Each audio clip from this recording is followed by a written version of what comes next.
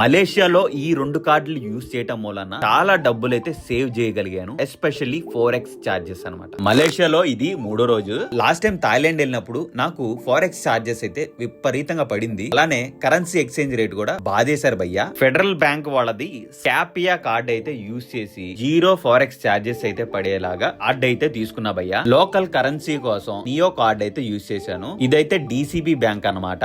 ఆ రోజున్న exchange rate ప్రకారం ఆ లోకల్ కరెన్సీ క్యాష్ నైతే విత్డ్రా చేసుకోవచ్చు. ఒక సింగిల్ ట్రాన్సాక్షన్ కి 425 రూపాయలు ప్లస్ GST అయితే వేస్తారు. అసలు నేను మలేషియాకు వచ్చిన పని ఏంటంటే WBNF కాంపిటీషన్ చూడటానికి అయితే మలేషియా వచ్చాం భయ్యా. కాంపిటీషన్ చూశాక నాకైతే ఒకటి అనిపించింది భయ్యా, ఇండియాలో జరిగేదానికి ఈ మలేషియా కంట్రీలో జరిగేదానికి నక్కకి నాగలోకానికి ఉన్నంత తేడా అయితే డామ్ షూర్ ఉంది భయ్యా. ఒక అథ్లెట్ కి ఇచ్చే రెస్పెక్ట్, ఆ ఫెడరేషన్ కి పే చేసిన అమౌంట్ కి ఈ ఫెడరేషన్ ఎంత రెస్పెక్ట్ చేస్తుందో లైవ్ లో ఎక్స్పీరియన్స్ చేసిన వాళ్ళకే తెలుస్తుంది. అలా షో డే ని డే 1 ఫినిష్ చేసేసి లాస్ట్ 3 డేస్ నుంచి మెట్రో ఎక్కుదామని ప్రయత్నిస్తున్నా భయ్యా. ఫైనల్ గా ఈ రోజు అయితే మెట్రో ఎక్కాను. ఎక్స్పీరియన్స్ అయితే మన ఇండియా లాగే ఉంది.